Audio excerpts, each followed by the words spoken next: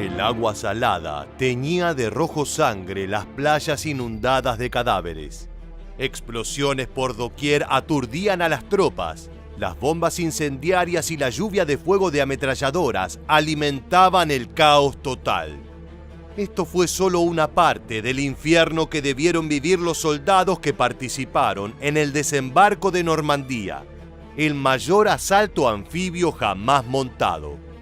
La lucha por la costa francesa fue feroz y verdaderamente mortal para los hombres de ambos bandos que batallaban para definir el rumbo de la guerra más grande conocida por el hombre, pero a su vez, por sobre todas las cosas, para salvar su propia vida.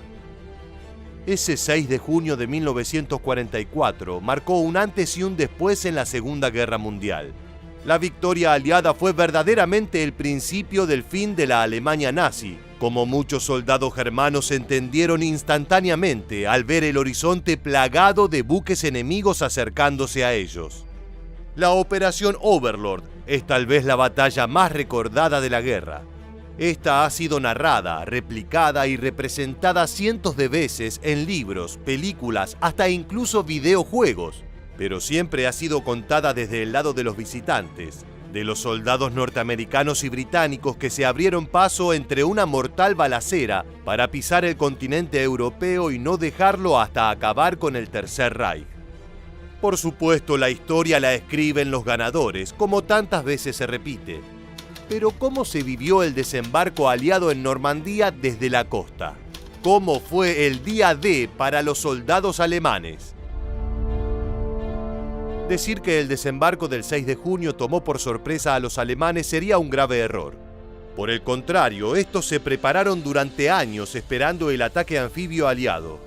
En 1942, Hitler había ordenado la construcción de la Muralla del Atlántico, un enorme sistema de fortificaciones de defensa que iba desde España hasta Noruega, el cual en teoría sería suficiente para evitar la llegada desde el mar de las fuerzas británicas o norteamericanas. En los meses anteriores al día D, y alarmados por los exitosos desembarcos aliados en Italia, los alemanes tomaron más medidas de resguardo. Se movilizaron tropas, se colocaron obstáculos antibuques, minas y bombas a lo largo de la playa, se construyeron búnkeres y se armó un verdadero ejército para recibir al enemigo. Todo bajo las órdenes del comandante Erwin Rommel. Se calcula que repartidos en las 2000 millas de costa francesa, había más de 50.000 soldados alemanes. Antes de la invasión, Rommel estaba seguro de que si los aliados osaban atacarlos, ellos los devolverían rápidamente de vuelta al océano. Sin embargo, las tropas alemanas estaban lejos de encontrarse en las mejores condiciones. Los soldados acomodados en Francia no eran los más fuertes. Por un lado había batallones enteros que provenían del duro frente del este. Muchos estaban enfermos, heridos o incluso psicológicamente inestables por las pésimas condiciones en las que habían tenido que enfrentarse contra el Ejército Rojo. Por otro lado, muchos de los hombres no eran más que prisioneros de guerra soviéticos o de otros países, que estaban obligados a pelear por el Tercer Reich bajo amenaza de muerte. Al mismo tiempo, gran parte del resto del ejército eran jóvenes que veían acción por primera vez en la defensa de Normandía y que rápidamente entendían que la propaganda que mostraba el ejército alemán como invencible era simplemente eso, propaganda. Si bien las condiciones en Francia eran mucho más amables que en el este, había un halo de fatalismo entre los soldados alemanes, especialmente entre los jóvenes, que veían los efectos de la guerra en sus pares y anticipaban una derrota.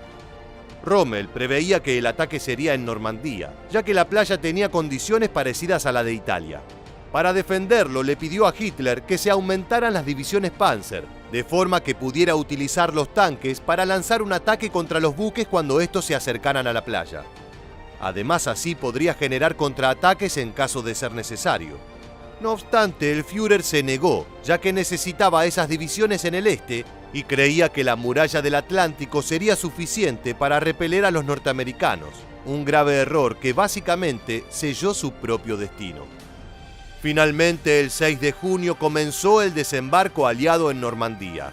El día que los altos mandos alemanes más habían anticipado había llegado cuando menos lo esperaban. Hitler se encontraba profundamente dormido en Berlín, mientras Rommel, pensando que el ataque no llegaría a esos días por las malas condiciones climáticas, había ido a la capital germana para festejar el cumpleaños de su esposa e insistir en su pedido de más tanques Panzer. Ese 6 de junio estaba nublado y con una intensa neblina. Los soldados alemanes esperaban que la mañana pasara, deseando como todos los días que el enemigo no aparezca. Cuando la niebla se disipó, la imagen que vieron confirmó sus mayores temores. El mar estaba plagado de una inmensa cantidad de naves enemigas acercándose hacia ellos. El efecto del miedo se manifestó de forma distinta en cada soldado, pero todos lo sintieron. Muchos comenzaron a temblar, otros sufrieron dolores de estómago, arcadas o vómitos. La batalla que querían que nunca llegue, había llegado. Sin embargo, no hubo casi tiempo para prepararse. Inmediatamente después empezó una intensa lluvia de proyectiles de artillería y cohetes. Estos explotaban por todos lados, mientras los jóvenes soldados alemanes intentaban tomar refugio. Pero lo peor no eran los cohetes ni los proyectiles, sino los que estos traían dentro. Un líquido que detonaba con una llama fuerte e intensa. El olor a gasolina y pegamento inundó las filas alemanas. Las llamas se pegaban a los soldados y estos luchaban inútilmente por apagarlas. Un gran número murió en ese primer instante, incinerados, mientras otros eran acribillados por los disparos enemigos. La muerte podía venir de cualquier parte, más aún cuando los soldados aliados comenzaron a desembarcar. Como bien se sabe, fueron 5 desembarcos en distintas playas. Mientras los de Utah, Gold y Sword Beaches fueron simples y sin mucha resistencia, el canadiense en Juno Beach fue más complejo, pero sin dudas, las escenas más dramáticas se vivieron en Omaha Beach, donde las defensas alemanas estaban más preparadas y pudieron infligir un daño enorme en los norteamericanos a través de sus ametralladoras, que solo dejaban de disparar cuando se sobrecalentaban demasiado. De cualquier manera, lentamente, los aliados fueron ganando terreno. La feroz y sangrienta batalla continuó durante horas, pero los soldados alemanes nunca tuvieron una verdadera oportunidad de ganarla.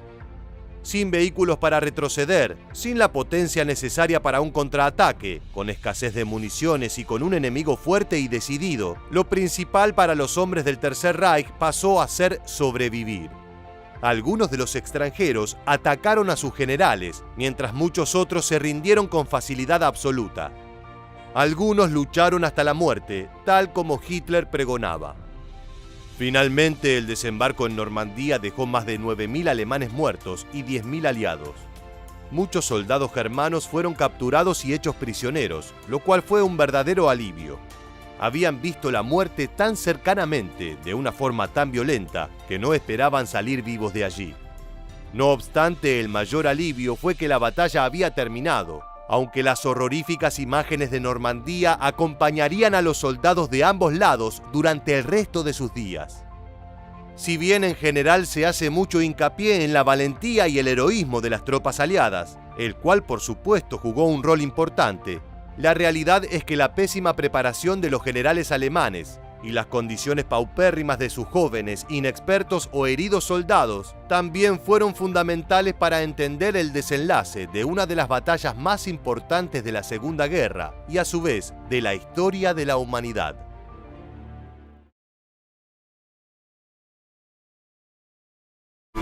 Casi 133.000 tropas aliadas están listas para cruzar el Canal de la Mancha en una flota de más de 5.000 buques anfibios. Otros 1.200 barcos hacen los últimos preparativos para defenderlos desde el mar. Pero eso no es todo. Unos 4.000 bombarderos y 3.700 cazas esperan la señal para atacar las defensas costeras del enemigo desde el aire. El sanguinario día D está a punto de comenzar. El desembarco de Normandía estuvo diseñado para ser el más grande hito de la Segunda Guerra Mundial. Solo restan minutos para la hora cero del 6 de junio de 1944, un día que promete quedar marcado en la historia, sea cual sea el resultado. Si el plan marcha como fue pensado, la Alemania nazi irá camino a su derrota más absoluta. En un escenario de fracaso, Adolf Hitler será el líder del nuevo mundo. En este nuevo video te invitamos a conocer a fondo los detalles de la brutal batalla que está a punto de desatarse, recorriendo los momentos más importantes hora a hora. Acompáñanos al norte costero de Francia, pues la acción comenzará apenas el reloj marque la medianoche.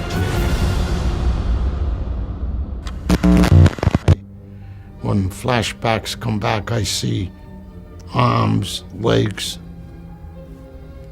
bodies.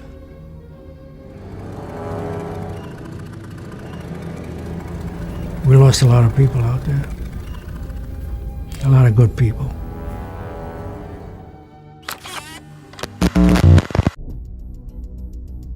Con la primera parte de la misión en marcha, el día D llegó cargado de tensión. Miles de barcos ya se encuentran navegando hacia su destino al amparo de la oscuridad, con el peso de la misión sobre ellos.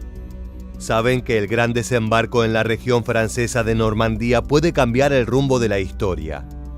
El objetivo es sorprender a los alemanes y abrir un frente occidental para que los nazis se vean obligados a dividir sus fuerzas. Así, mientras luchan ferozmente contra la Unión Soviética en el este europeo, estadounidenses, británicos y canadienses intentarán dar un golpe demoledor y liberar París. Durante los primeros minutos del 6 de junio, un equipo de reconocimiento norteamericano ya está listo para saltar sobre la península de Cotentin, una región natural normanda donde marcarán las zonas de lanzamiento a los pilotos de los C-47 que arribarán instantes más tarde. Confían en que la oscura noche sirva de escudo, pero los alemanes están preparados para evitar cualquier sorpresa. El fuego antiaéreo es el primero en demostrarlo. Ráfagas incesantes de proyectiles iluminan el cielo. Mientras tanto, los soldados aliados que pisan tierra firme son recibidos por el rugido de ametralladoras y fusiles enemigos. La batalla ha comenzado mucho antes de lo esperado. Los enfrentamientos son aislados pero feroces. La sangre ya salpica las costas francesas. Esto recién comienza.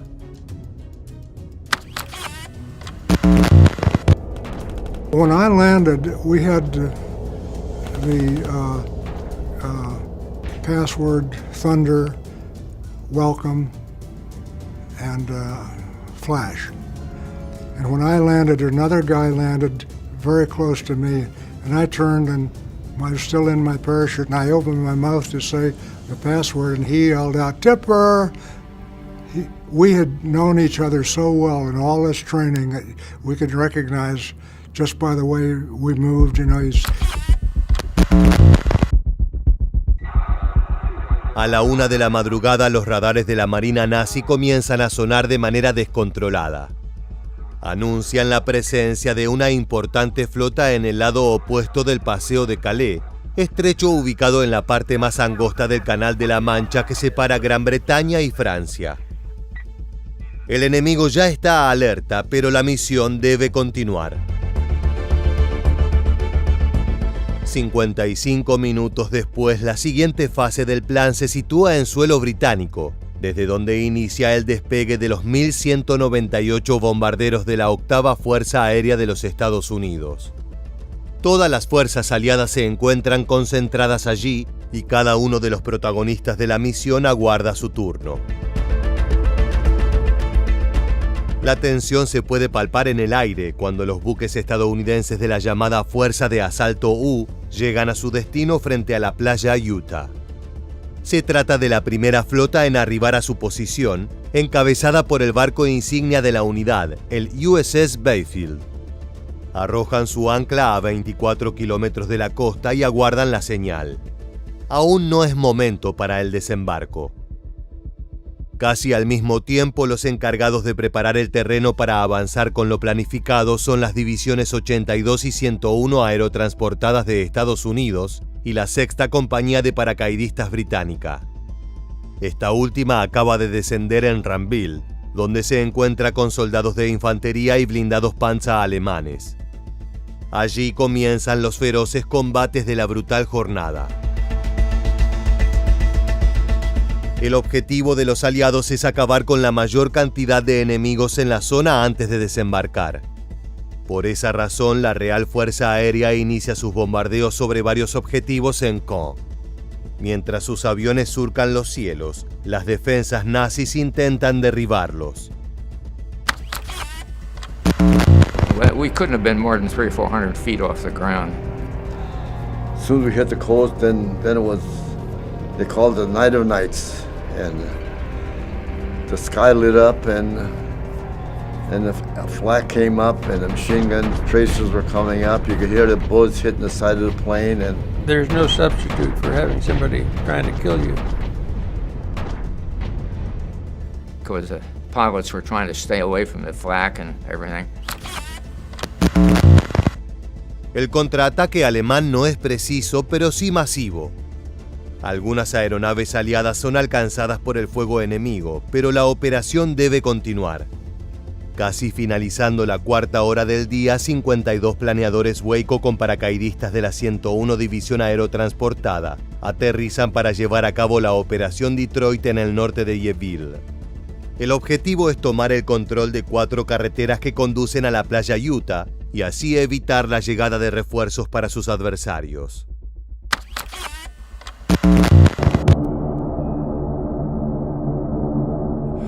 All I can see is tracers flying in all directions down there. It looked like every one of them was going to hit you between the eyes, and then they peel off one way or the other, and that's about all.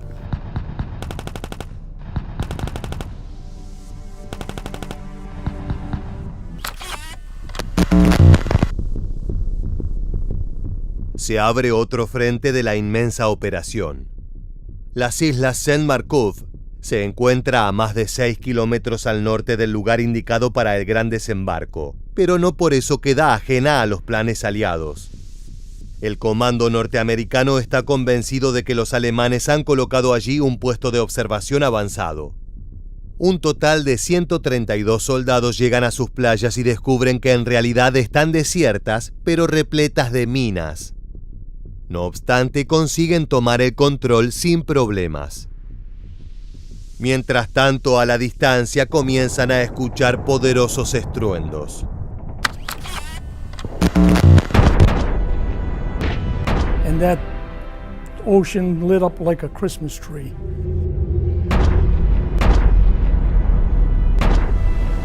And it was 4:30 in the morning and they were bombing that beach like hell.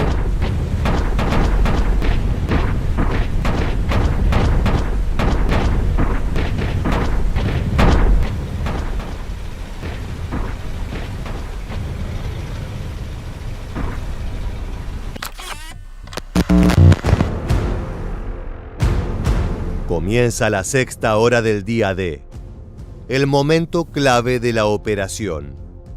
Las fuerzas aliadas abren un intenso fuego desde el mar sobre las defensas costeras de los nazis para poder iniciar las maniobras de desembarco. Los primeros bombardeos navales están dirigidos por los cruceros Orion, Ajax, Argonaut y Emerald, junto con 13 destructores. Su objetivo es la playa Gold. Al mismo tiempo, 18 bombarderos Marauder de la Real Fuerza Aérea atacan las posiciones alemanas en Canisy Mount. Y coordinado con las demás acciones, los barcos de la Francia Libre Montcalm y Georges Lech abren fuego contra la batería nazi en Long-sur-Mer junto con el USS Arkansas. Con algunos minutos de diferencia, los buques de la Fuerza de Tareas Navales del Este, bajo el mando del segundo almirante británico Philip Young, también se suman a los ataques desde el mar. En este caso, la ofensiva aliada tiene como objetivo las playas Gold, Juno y Sword. And I says, this is going to be a piece of cake. There can't be nobody left on that beach with the bombardment they took. I could see them soldiers, they were scared stiff, you know, and you can see they were nervous.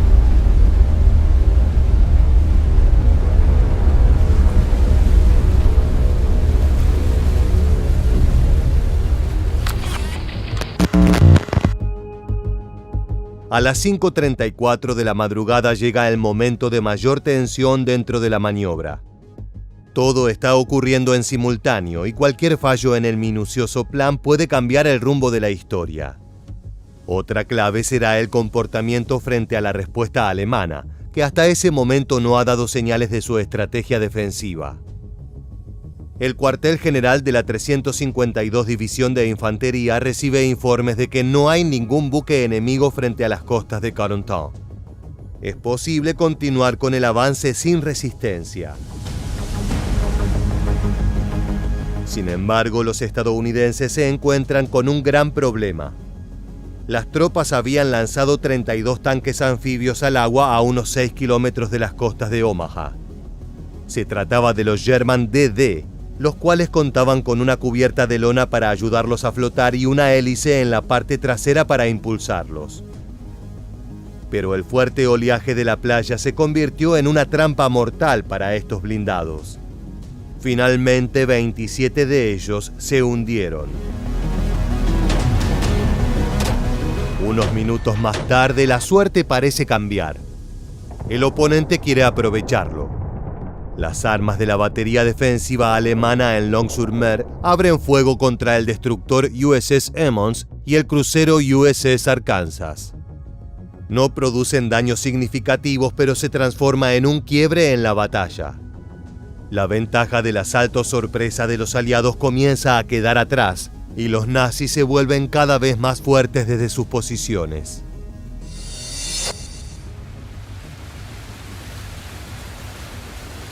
Well, we were told that the Germans held the high ground above the beach. We knew there were fortifications along the beach. We'd been told that. Their guns were positioned in such a way that unless you got real close, you couldn't even see them. They had large guns hidden like inside the rocks and so forth.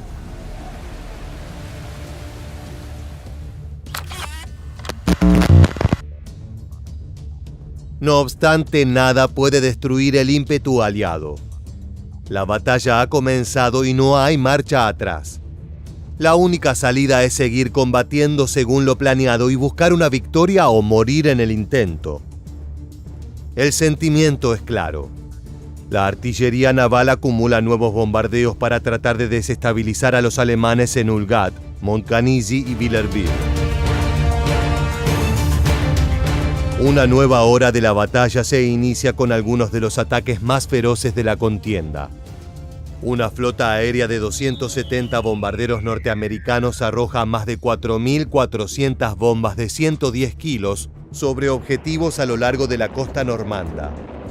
Las detonaciones se transforman en enormes columnas de fuego que destruyen el terreno y eliminan a cuanto alemán se encuentre en la zona de la explosión. El tiempo continúa pasando y el desembarco es inminente. Pero antes las fuerzas estadounidenses reinician los bombardeos desde los buques en el sector de Omaha. Sin embargo, la ofensiva sobre la playa ahora está dirigida específicamente al Point d'Urk. Se trata de la cima de un acantilado donde los alemanes han colocado defensas clave. Casi en simultáneo a ese acontecimiento, la flota naval aliada toma contacto con la playa Utah. El momento ha llegado. Los barcos de transporte abren sus compuertas y una gigantesca oleada de soldados de la 4ª División de Infantería de los Estados Unidos salta hacia la arena con sus rifles, listos para una batalla épica.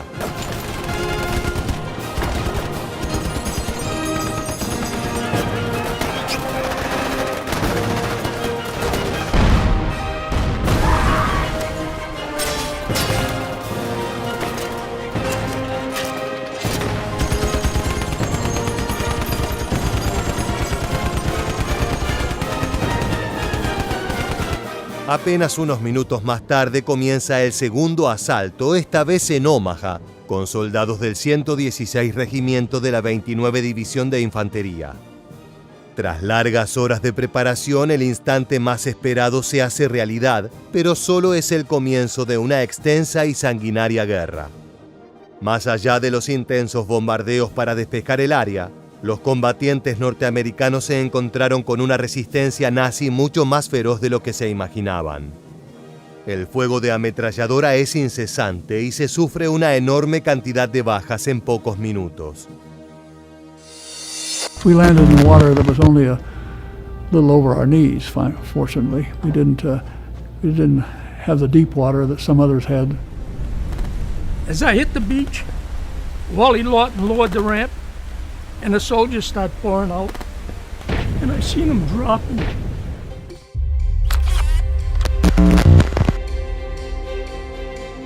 En Gold, las lanchas provistas de cohetes de 127 milímetros abren fuego contra las defensas de la playa. Tanto en este lugar como en Sword, ambos asignados a los británicos, y en Juno, con participación de los canadienses, el desembarco se ha demorado.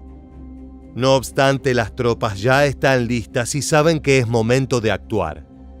Los soldados saltan al agua junto a la orilla y corren al combate disparando sin cesar. Ha pasado 1 hora y media desde el comienzo de esta etapa, y en Playa Utah ya son 4 los batallones estadounidenses que han desembarcado. Los enfrentamientos son brutales.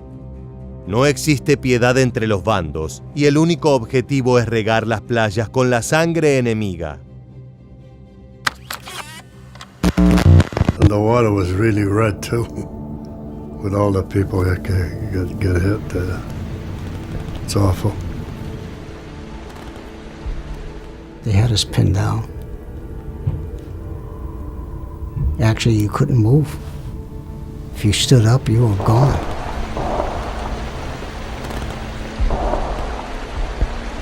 It was pretty hard to form any kind of a cohesive attack plan at that point.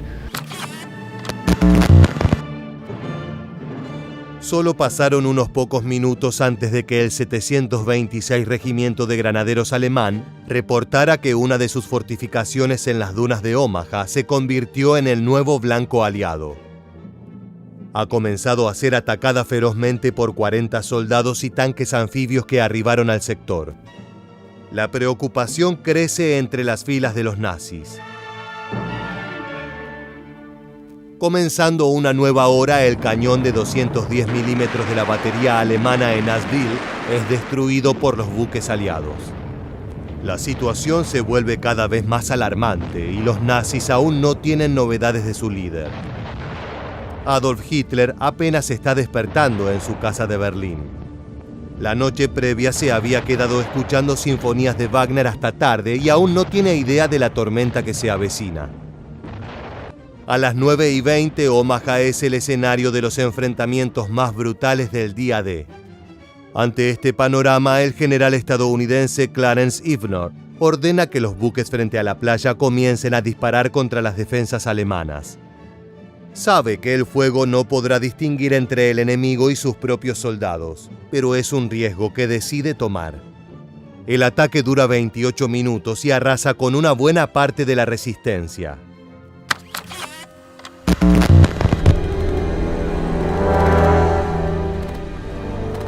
You mentioned the naval bombardment, and it was tremendous, and so much so that we wondered whether there any Germans would be left up on the bluffs. I couldn't believe it. And I mean, with the bombardment they took, it was one of the big surprises that we had was to find the level of the opposition of the defense there after the tremendous bombing.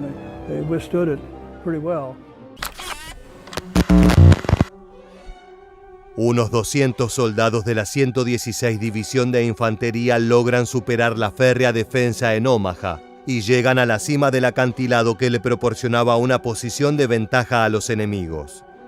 A través de ese camino avanzan hasta arribar a Vierville-sur-Mer.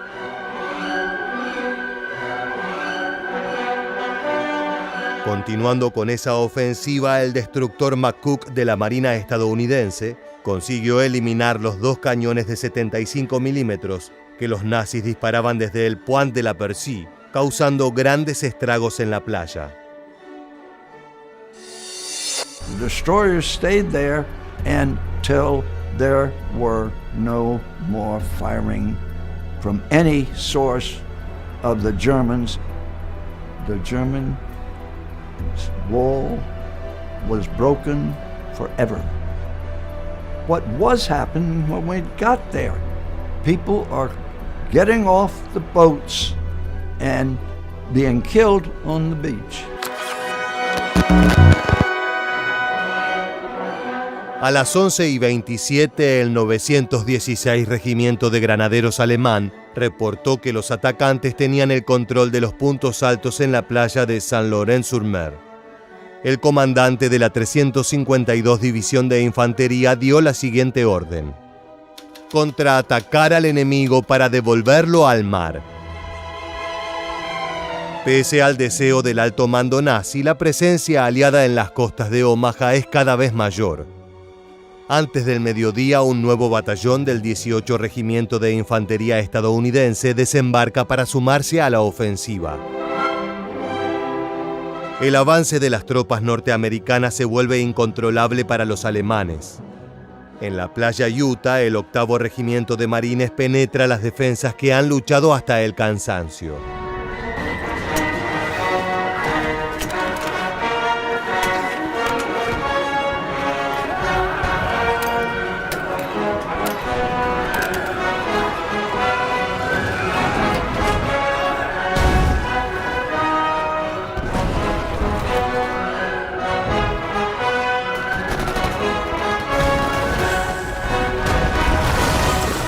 Dejando una pila de cadáveres nazis a su paso, logra entrar en Pupéville, un pequeño pueblo donde se encuentra una de las pocas carreteras que conectan las costas con el interior de Francia. El control será clave para la próxima etapa del plan: liberar París.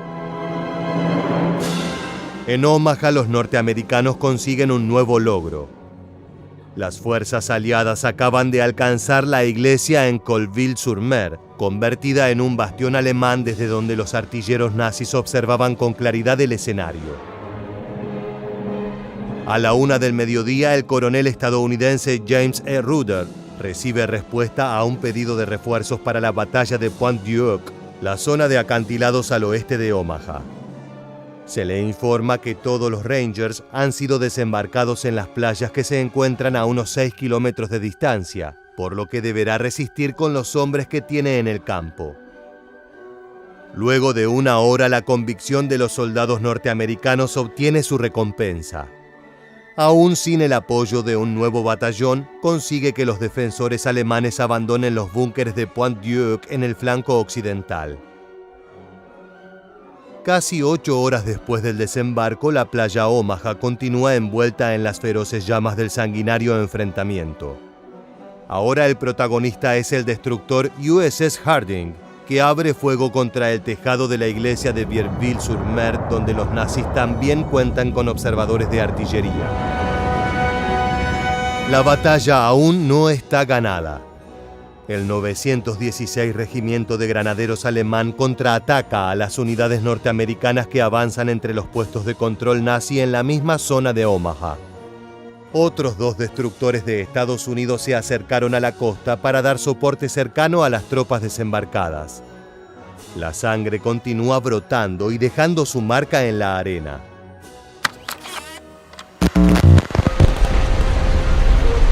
We did trips back and forth, bringing everything from troops to plasma, blood plasma, K rations, shells for the guns for the thing.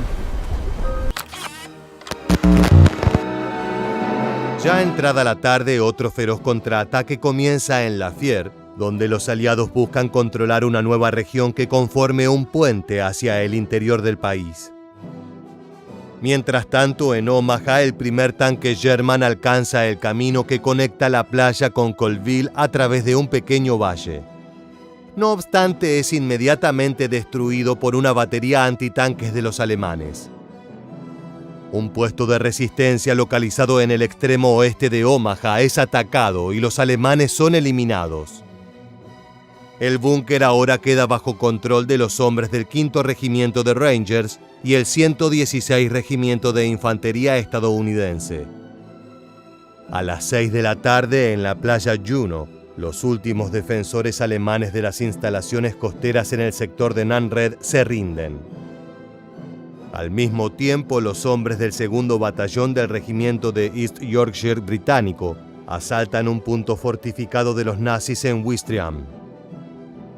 Estas posiciones están a punto de quedar bajo control de los aliados. 10 minutos después, en Omaha, el 915 Regimiento de Granaderos alemán informa que ha superado a los estadounidenses por la retaguardia en el castillo de Colville-sur-Mer y que sus heridos ya no pueden ser evacuados. Los combates más brutales siguen su camino en las playas más sanguinarias del conflicto. There's no substitute for hearing a bullet snap past your head and you realize that someone's trying to kill you. And you can't explain or put into words how that feels. But it forever changes you. You're never quite the same. Más de una hora más tarde, los nazis también intentan dar un golpe en Pointe-Dieu. Lanzan una contraofensiva apoyados por elementos de Lugueux, atacando por el este la posición de los Rangers estadounidenses. Se desata una feroz batalla con grandes bajas en los dos bandos. Ya ha regresado la noche, pero la batalla no se termina. 6 tanques alemanes se abren camino en Lyon-sur-Mer, donde observan las operaciones de desembarco antes de volver a sus posiciones e intentar defender el poblado del avance enemigo. Sus compañeros aún resisten, pero son conscientes de que las fuerzas aliadas pronto caerán sobre ellos. Luego de extensos combates cuerpo a cuerpo, los soldados norteamericanos se recuperan del contraataque alemán en Colville-sur-Mer y toman el control del búnker principal de los nazis en el lugar. Consiguen dar un nuevo paso hacia su objetivo. Enormous Allied reinforcements have been pouring across the channel and onto the beaches and into the gaps in the Nazi line of steel and cement fortifications along the coast. Supreme Headquarters says, initial landings succeed, fighting proceeds. Winston Churchill says that the enemy was surprised by our landings. The airborne troops are well established behind Nazi lines. The Allied forces have penetrated several miles inland. Losses have been far lighter than had been anticipated, and the operation is proceeding in a thoroughly satisfactory manner.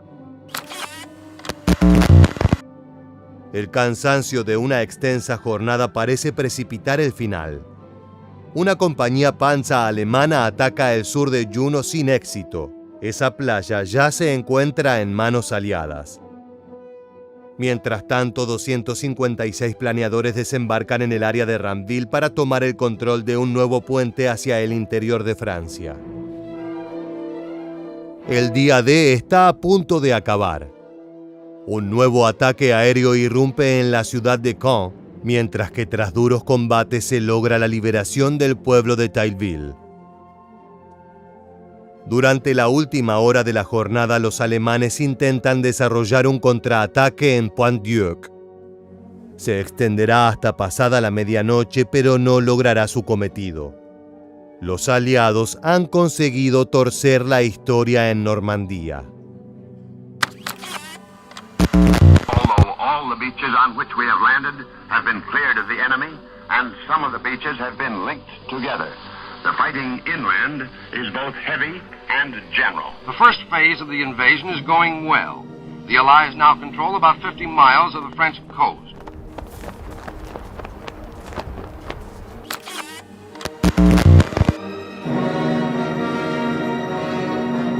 Tras el desembarco y las feroces batallas, las tropas continuaron su camino.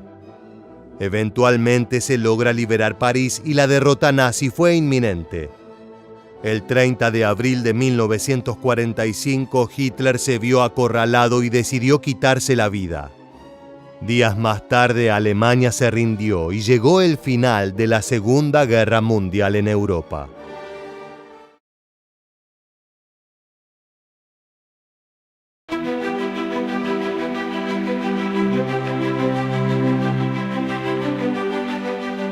...6 de junio de 1944... los aliados ponen en marcha la Operación Overlord, mejor conocida como la Batalla de Normandía, y dan inicio a la liberación de Europa. Los días del nazismo están contados y pronto llegará el último capítulo de la brutal guerra. El recuerdo del desembarco naval en las costas francesas ha quedado grabado en la memoria del mundo entero, pero lo que no se sabe es que aquella misión no podría haberse llevado a cabo sin la enorme invasión aerotransportada que allanó el camino. En esta ocasión nos detendremos en esa parte de los acontecimientos, y particularmente en la odisea que atravesó el 517º Regimiento de Paracaidistas de Estados Unidos. Desde su violento aterrizaje en suelo europeo hasta los feroces enfrentamientos con los alemanes camino a Berlín para acabar con Adolf Hitler. Si quieres revivir toda la acción en la que participaron estas tropas, entonces quédate con nosotros, porque estamos a punto de recorrer una nueva página de la historia militar.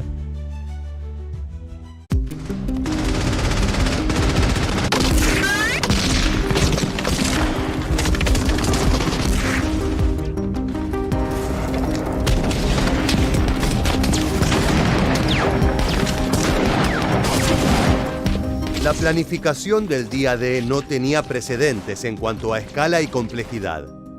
Los alemanes habían ocupado Francia hacía 4 años, en junio de 1940, y a pesar de los esfuerzos de la resistencia, los nazis contaban con las capacidades necesarias para controlar el país sin grandes esfuerzos.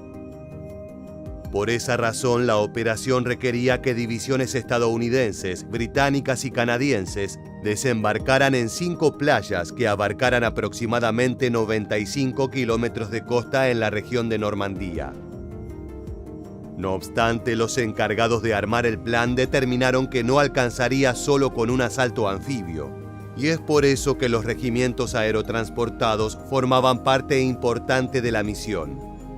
Su rol era apoderarse de varios caminos detrás del litoral para evitar que los alemanes reforzaran las defensas de la zona costera y crear las condiciones para el avance de las tropas aliadas.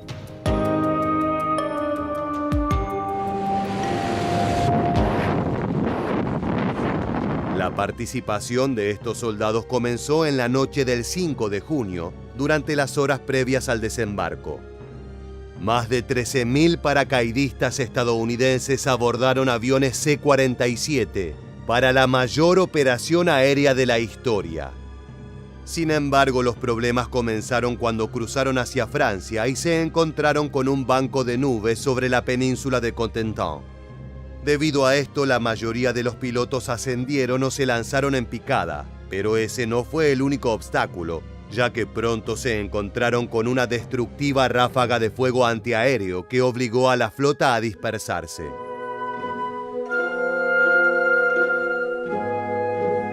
En el caos resultante, las tripulaciones se lanzaron desde sus aeronaves lejos del lugar previsto. La mayoría de los soldados aerotransportados aterrizaron sin tener ni idea de dónde se encontraban. En la oscuridad, los hombres de estas divisiones se mezclaron y libraron decenas de pequeñas batallas a lo largo de un extenso territorio, mientras avanzaban por la campiña francesa. Confusos por la cantidad de frentes abiertos, los alemanes perdieron tiempo tratando de decidir hacia dónde dirigir sus contraataques, y eso contribuyó al objetivo final de los aliados. Los destellos de los rifles iluminaban la oscuridad antes de que el sol ascendiera en el cielo.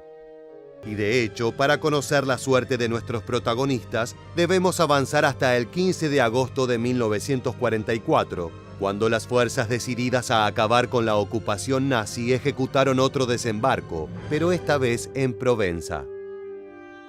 El primer ataque había sido por el norte con el despliegue en Normandía, y mientras se desataba una brutal batalla para hacer retroceder a los soldados del Tercer Reich, la nueva ofensiva llegó por el sur para acorralarlos y más allá de la hostil bienvenida, Ese no era un escenario ajeno a esta división aerotransportada que había sido creada en marzo de 1943, específicamente para ser parte del combate durante la Segunda Guerra Mundial. Las unidades de paracaidistas se formaron con voluntarios que fueron seleccionados y entrenados en el campamento Toccoa, en las montañas del noreste de Georgia, Estados Unidos. Después de la preparación, el equipo viajó hacia su primer despliegue en un punto clave del extranjero, Italia. El 517º Regimiento de Paracaidistas se trasladó en barco y llegó al puerto de Nápoles el 31 de mayo de 1944. Al llegar, los soldados bajaron por las pasarelas hasta los vagones de tren que los esperaban y fueron trasladados a los suburbios de Bagnoli, donde se alistaron para el ataque desde Valmontone a Roma al día siguiente. Las tropas estaban listas para partir, pero como las armas, la artillería y los vehículos de la tripulación se habían cargado por separado, tendrían que operar solo con fusiles. Eso complicó la misión, que terminó por ser cancelada.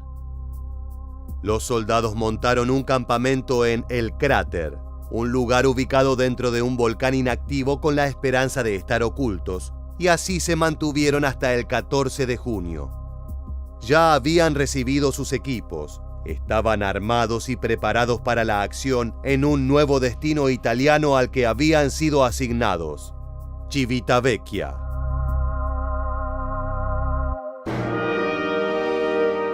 Durante su primer combate sufrieron entre 40 y 50 bajas, pero lograron infligir muchas más a sus rivales. En los 7 días siguientes sostuvieron un avance continuo donde los alemanes trataban de concretar una retirada, pero eran atrapados por la fuerza. El despliegue norteamericano fue un éxito y les permitió seguir con su camino hacia otras ciudades donde se concentraban las tropas del enemigo. Así fue como llegaron al pueblo de Montesarchio, en la cima de una colina que terminó siendo capturada por los norteamericanos. Más tarde se desplazaron a través de Montepescali ante una ligera resistencia y siguieron adelante hasta tomar Stichano, logrando capturar a 14 prisioneros del eje. Las conquistas se fueron acumulando hasta finales de junio, cuando el 517º Regimiento de Paracaidistas pasó a reserva. En ese momento, un nuevo destino surgió en su camino. Provenza los esperaba. Así es como volvemos a tierras francesas, donde la unidad aerotransportada fue parte del desembarco en la región del Mediterráneo que llevó el nombre de Operación Dragón. El lanzamiento desde los aviones fue el primer desafío que enfrentaron los soldados debido al mal tiempo que acompañaba la escena. No obstante, eso fue apenas el comienzo, ya que la dispersión que sufrió la tropa no era precisamente un problema de vida o muerte. Lo que verdaderamente podía ser letal era la feroz resistencia alemana que aguardaba en tierra. El desembarco en Provenza tenía un objetivo estratégico clave, que era establecer un segundo frente en Europa Occidental para generar problemas a los nazis, quienes ya debían lidiar con la batalla en Normandía, diezmando sus fuerzas. Sin embargo, la misión no terminaba allí. Los aliados también buscaban asegurar los puertos de Tolón y Marsella para facilitar la entrada de suministros y tropas en apoyo a las operaciones contra el Tercer Reich de Adolf Hitler. Finalmente, el desgaste del enemigo era el último punto en la lista, ya que al obligar a los alemanes a dividirse para enfrentar 2 ataques, la cantidad de recursos para cada combate sería menor. Esto permitiría estar más cerca de una victoria en suelo francés y comenzar a avanzar hacia Berlín por la cabeza del Führer. El 517º Regimiento de Paracaidistas también estuvo acompañado por otras unidades estadounidenses, británicas y francesas que participaron en la operación, lanzándose desde los cielos a zonas estratégicas en las que debían asegurar puntos clave y desorganizar las defensas nazis. Sus objetivos eran puentes, carreteras y posiciones en la retaguardia alemana que facilitarían el avance de las tropas terrestres compuestas por el 7º Ejército de los Estados Unidos, que llegaría a través de un desembarco anfibio. A pesar de la resistencia inicial, la unidad norteamericana consiguió superar la batalla contra el enemigo. Pequeños grupos que lograron unirse luego de la dispersión al aterrizar fueron capaces de causar grandes daños a las fuerzas de Hitler y se aventuraron rápidamente hacia el interior de Provenza. El 27 de agosto aseguraron Tolón y un día más tarde Marsella. Los disparos se multiplicaban en cada rincón de las ciudades, dando cuenta de que los aliados se acercaban y quienes habían ocupado el territorio de Francia caían poco a poco. Para septiembre casi toda la región ya se encontraba bajo el control de las fuerzas de Estados Unidos y sus socios. La Operación Dragoon resultó en la liberación de una gran parte del sur del país del dominio alemán, facilitando la conexión con las fuerzas que avanzaban desde el norte. Los puertos recuperados además se convirtieron en vitales para el abastecimiento de las tropas y la continuación de las misiones en el frente occidental.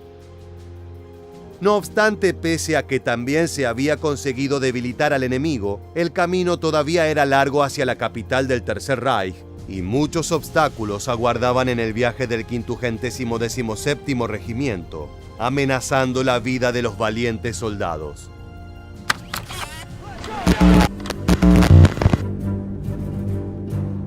Dejando Provenza atrás, la unidad de paracaidistas había perdido 19 hombres y 126 habían resultado heridos, pero no estaba en sus planes detenerse. Continuaron adelante, dejando su marca en todo el sur de Francia en el avance aliado. Particularmente el 517º Regimiento se enfrentó a pequeñas batallas con las que se encontraban en cada pueblo por el que pasaban. Una de ellas se dio en Mónaco, donde liberó la ciudad de los pocos alemanes que quedaban luego de un bombardeo naval. Por otra parte, también se dedicó a fortalecer posiciones defensivas en Piracaba y sus alrededores. Construyeron trincheras y prepararon un frente de 24 kilómetros de extensión para evitar una contraofensiva alemana. Si bien el lugar estaba escasamente dotado de tropas aliadas, se las ingeniaron para utilizar minas y otras trampas explosivas para compensar la falta de hombres. De todas maneras, la brutalidad de la guerra provocó más bajas a la unidad, que terminó su participación en la región el 17 de noviembre de 1944, con la muerte en acción de 102 soldados.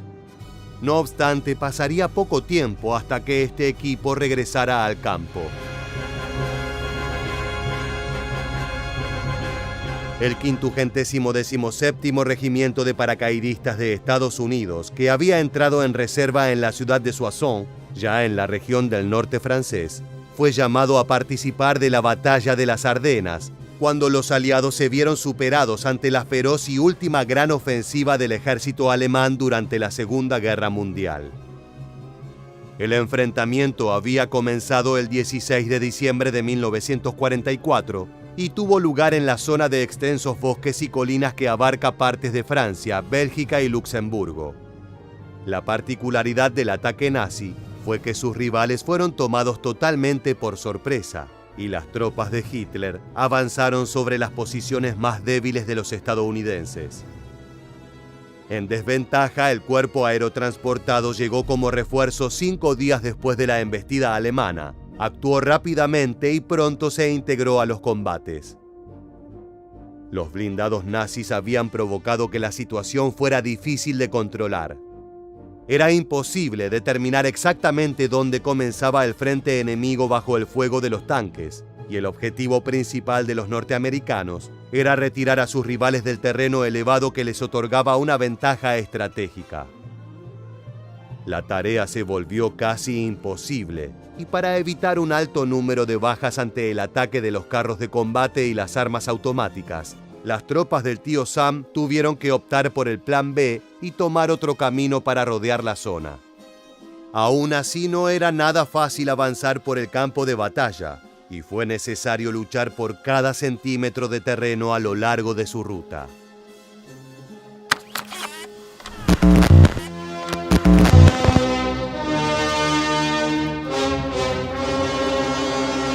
El cuerpo Panzer de las SS, unidad blindada del nazismo, logró algunas conquistas en los feroces combates, provocando conmoción en el mando aliado.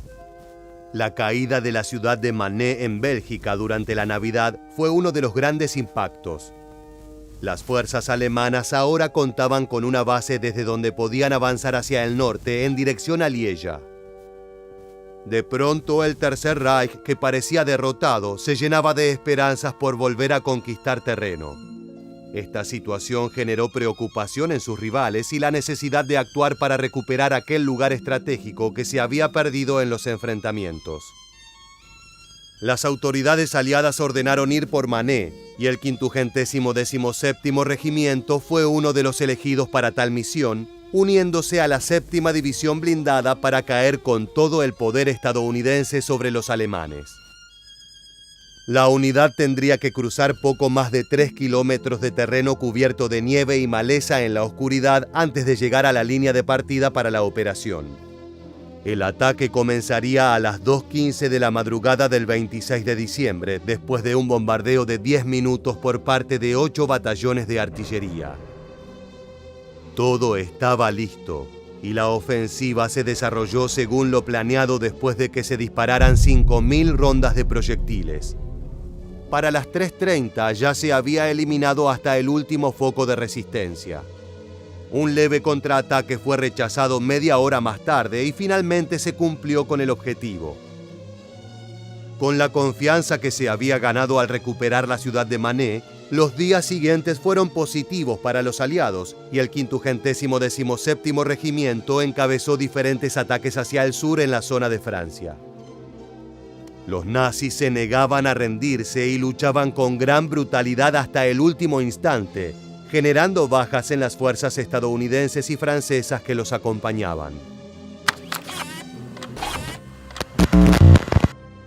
El calor de la guerra se encontró con temperaturas extremadamente bajas en enero de 1945. Eso provocaba que las armas exigieran mantenimiento y los motores de los camiones y blindados se tenían que poner en marcha cada media hora para impedir que el combustible se congelara. De todas formas, si bien algunos ataques se suspendieron por las tormentas de nieve, la ofensiva siguió adelante por parte de los dos bandos. El avance estadounidense en el sur se daba al ritmo de 1 kilómetro por día, con el 517º Regimiento como gran protagonista. La mayoría de las fuerzas alemanas comenzaron a ejecutar una exitosa retirada, combatiendo lo suficiente como para escapar de la zona de batalla. Incluso gran parte de los blindados se abandonaron con el objetivo de priorizar la vida de los soldados. El 7 de enero de 1945, Hitler estuvo de acuerdo con el retorno de todas las fuerzas que se habían enviado a las Ardenas, acabando así con las operaciones ofensivas del Tercer Reich. Sin embargo, se desarrollaron importantes combates durante alrededor de otras 3 semanas, y las últimas unidades alemanas que participaron en los enfrentamientos no volvieron a su línea inicial hasta el día 25 de enero.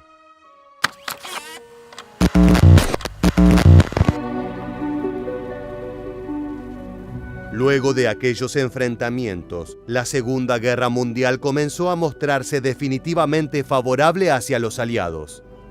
Sin embargo, la resistencia nazi todavía iba a generar algunas brutales batallas en el camino hacia Berlín. Una de ellas fue el combate que tuvo lugar en la ciudad de Schmidt, donde el 517º Regimiento de Paracaidistas de Estados Unidos debía avanzar hasta la zona de Kleinhaupt-Bergstein para revelar a los elementos de la 8ª División de Infantería y atacar hacia el sur durante la oscuridad del 5 de febrero para apoderarse de una colina en la que los alemanes habían preparado fuertes defensas. Después de oscurecer, la unidad se colocó en posición de ataque.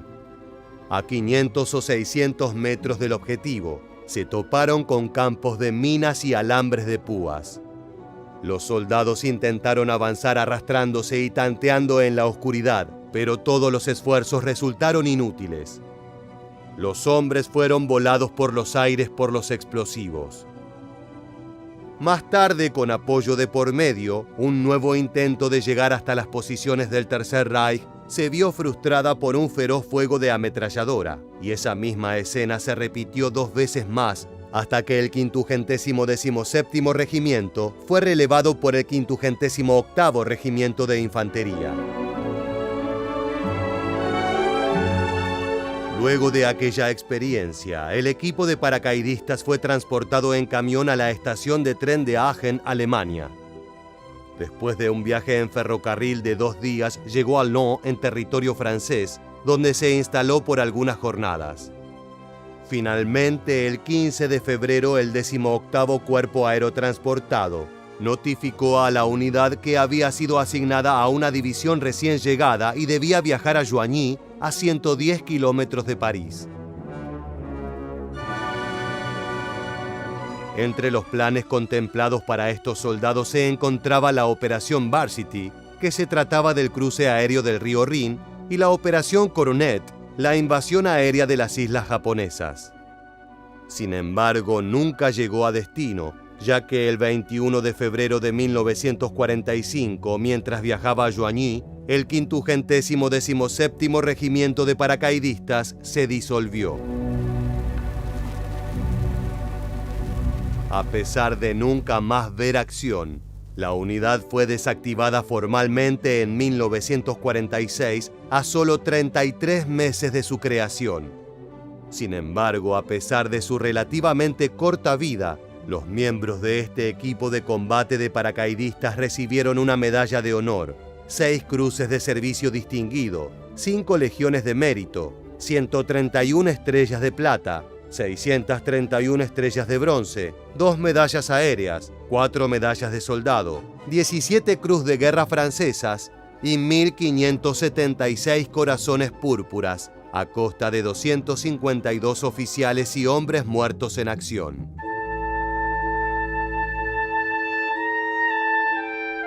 Ahora sí, luego de haber conocido al glorioso 517º Regimiento de Paracaidistas de Estados Unidos, muchas gracias por habernos acompañado hasta el final.